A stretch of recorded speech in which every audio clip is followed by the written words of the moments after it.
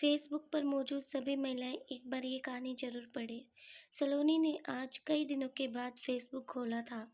Exam के कारण उसने अपने स्मार्टफोन से दूरी बना ली थी। फेसबुक ओपन हुआ तो उसने देखा कि 35-40 फ्रेंड रिक्वेस्ट पेंडिंग पड़ी थी। उसने एक एक करके सरसरी निगाह से सबको देखना शुरू कर दिया। तभी उसकी नज़र एक लड़के की रिक्वेस्ट पर ठहर गई। उसका नाम था राज शर्मा। बला का स्मार्ट और हैंडसम दिख रहा था। अपनी डीपी में सलोनी ने जिज्ञासावश उसके बारे में पता करने के लिए उसकी प्रोफाइल खोलकर देखी तो वहां पर उसने एक से बढ़कर एक रोमांटिक शेरो शायरी और कविताएं पोस्ट की हुई थी। उन्हें पढ़ के वो इम्प्रेस हुए बिना नहीं रह पाई और फिर उसने राज की रिक्वेस्ट एक्सेप्ट कर ली। अभी उसे राज की रिक्वेस्ट को एक्सेप्ट करे हुए कुछ ही देर हुई होगी कि उसके मैसेंजर का नोटिफिकेशन 7 बज उठा। उसने चेक करा तो वो राज के मैसेज थे। उसने खोलकर देखा तो उसमें राज ने लिखा था, थैंक यू वेरी मच। वो समझ तो गई थी कि वो क्यों थैंक्स कर रहा है, फिर भी उसने मज़े लेने के लिए रिप्लाई करा, थैंक्स किस लिए। उधर से तुरंत जवाब आया, मेरी रिक्वेस्ट एक्सेप्ट करने के लिए। सलोनी ने कोई जवाब नहीं दिया, बस एक स्माइली वाला स्टिकर पोस्ट कर दिया और फिर मैसेंजर बंद कर दिया। वो नहीं चाहती थी कि एक ही दिन किसी अनजान से ज़्यादा खुल जाए और फिर वो घर के कामों में व्यस्त हो गई। अगले दिन उसने अपना फेसबुक खोला। उसे राज के मैसेज नजर आए। राज ने उसे कई रोमांटिक कविताएं भेज रखी थी। उन्हें पढ़कर उसे बड़ा अच्छा लगा। उसने जवाब में फिर से स्माइली वाला स्टिकर सेंड कर दिया। थोड़ी देर में राज का रिप्लाई आ गया। वो उससे उसकी हॉबीज के बारे में पूछ रहा था। सलोनी ने राज को अपना संक्षिप्त परिचय दिया। परिचय जानने के बाद राज ने भी उसे अपने बारे में बताया कि वो एमबीए कर रहा है और जल्दी ही जॉब लग जाएगी। और फिर इस तरह दोनों के बीच चैटिंग का सिलसिला चल निकला। सलोनी की राज से दोस्ती हुए अब तक 1.5 महीना हो चुका था। सलोनी को अब उसके मैसेज का इंतजार रहने लगा। जिस दिन उसकी राज से बात नहीं हो पाती थी तो उसे लगता था जैसे अधूरापन है। राज उसकी जिंदगी की आदत बनता जा रहा था। आज रात फिर सलोनी राज से चैटिंग कर रही थी। इधर उधर की बात होने के बाद राज ने सलोनी से कहा, यार हम कब तक यूं ही सिर्फ फेसबुक पर बातें करते रहेंगे। यार मैं तुमसे मिलना चाहता हूँ। प्लीज़ कल मिलने का प्रोग्राम बनाओ ना। सलोनी खुद भी उससे मिलना चाहती थी और एक तरह से उसने उसके दिल की बात कह दी थी। लेकिन पता नहीं क्यों वो उससे मिलने से डर रही थी। शायद अनजान होने का डर था वो। सलोनी ने यही बात राज को कह दी। अरे यार, इसलिए तो कह रहा हूँ कि हमें मिलना चाहिए। जब हम मिलेंगे तभी तो एक दूसरे को जानेंगे। राज ने उसे समझाते हुए मिलने की जिद की।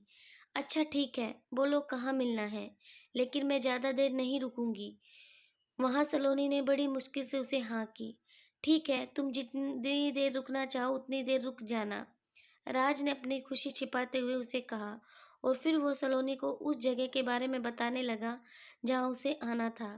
अगले दिन शाम को 6 बजे शहर के कोने में एक सुनसान जगह पर एक पार्क, जहाँ सिर्फ प्रेमी जोड़े ही जाना पसंद करते थे। शायद एकांत होने के कारण राज ने सलोनी को वहीं पर बुलाया था। थोड़ी देर बाद सलोनी वहां पहुंच गई। राज उसे पार्क के बाहर गेट के पास अपनी कार से पीठ लगाकर खड़ा हुआ नजर आया। पहली बार उसे सामने देखकर वो उसे बस देखती ही रह गई। वो अपनी फोटोज से भी ज्यादा स्मार्ट और हैंडसम था। सलोनी को अपनी तरफ देखता हुआ देखकर उसने अपने पास आने का इशारा करा। उसके इशारे को समझकर वो उसके पास आ गई और मुस्कुराकर बोली, हाँ अब बोलो, मुझे यहाँ किस लिए बुलाया है। अरे यार, क्या सारी बातें यहीं सड़क पर खड़ी होके करोगी? आओ कार में बैठे कर बात करते हैं। और फिर राज ने उसे कार में बैठने का इशारा करके कार का पिछला गेट खोल दिया। उसकी बात सुनकर सलोनी मुस्कुराते हुए कार में बैठने के लिए बढ़ी। जैसे ही उसने कार में बैठने के लिए अपना पैर अंदर रखा तो उसे वहां से पहले ही एक आदमी बैठा हुआ नजर आया। शक्ल से वो आदमी कहीं से भी शरीफ नजर नहीं आ रहा था।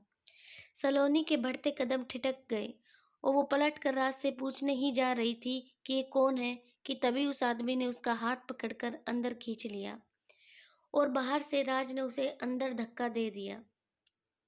ये सब कुछ इतनी तेजी से हुआ कि वो संभल ही नहीं पाई और फिर अंदर बैठ आदमी ने उसका मुंह कसकर दबा लिया ताकि वो चीख ना पाए, और उसके हाथों को राज ने पकड़ लिया।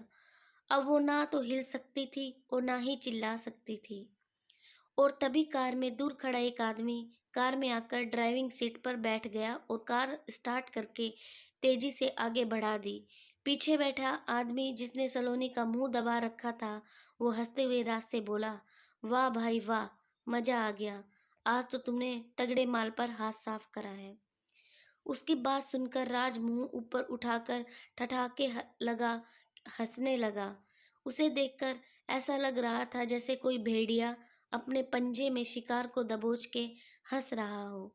और वो कार को तेजी से शहर के बदनाम इलाके जिस्म की मंडी की तरफ दौड़ी जा रही थी। ये सलोनी की कहानी उन लड़कियों को सबक देती है जो सोशल मीडिया से अनजान लोगों से दोस्ती कर लेती है और अपनी जिंदगी गंवा लेती है। दोस्तों, उम्मीद करती हूँ आपको इस कहानी से कुछ सीखने को मिला होगा।